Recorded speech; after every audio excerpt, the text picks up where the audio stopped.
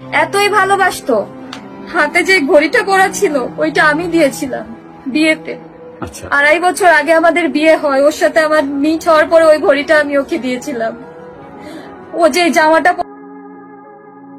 সুস্মিতাকে পলাশ এতটাই ভালোবাসতো যে শেষ বিদায়ের আগেও তার দেওয়া ঘড়ি এবং শার্ট পরে শেষ অনুভূতিটা নিয়েছিল পলাশ সাহা। অফিসে যাওয়ার আগে সে বউয়ের দেওয়া জামা কাপড় পরেছিল। তখন পর্যন্ত সে জানতো না যে আজই তার জীবনের শেষ দিন।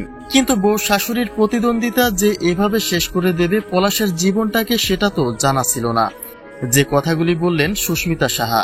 সুস্মিতা বলেন, পলাশ তো চলে গিয়ে বেঁচে গেল, কিন্তু আমি তো বেঁচে থেকেও প্রতিদিনই মরে যাচ্ছি। বদলে তো যায়নি, বরং তিলে তিলে শেষ হয়ে যাচ্ছি।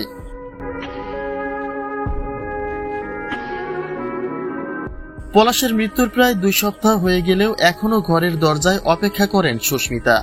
স্বামী তার ফিরে আসবে সেই অপেক্ষাতে দিন কাটে তার।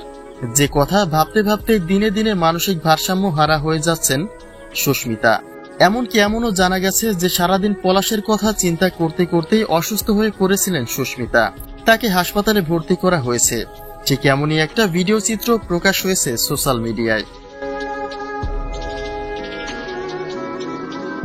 পলাশ আর কোনোদিন ফিরে আসবে না, যেটা বাস্তব হলেও এই চিরন্তন সত্যি কথাটা যেন কোনোভাবে বুঝতে চাইছে না সুস্মিতা।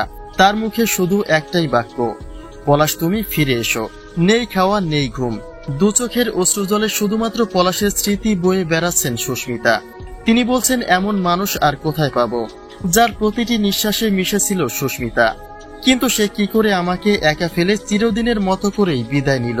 যদি যেতেই হতো তবে আমাকে কেন বাঁচিয়ে রাখলো? যে কথাগুলি কান্নামাখা কণ্ঠে প্রকাশ করলেন সুস্মিতা।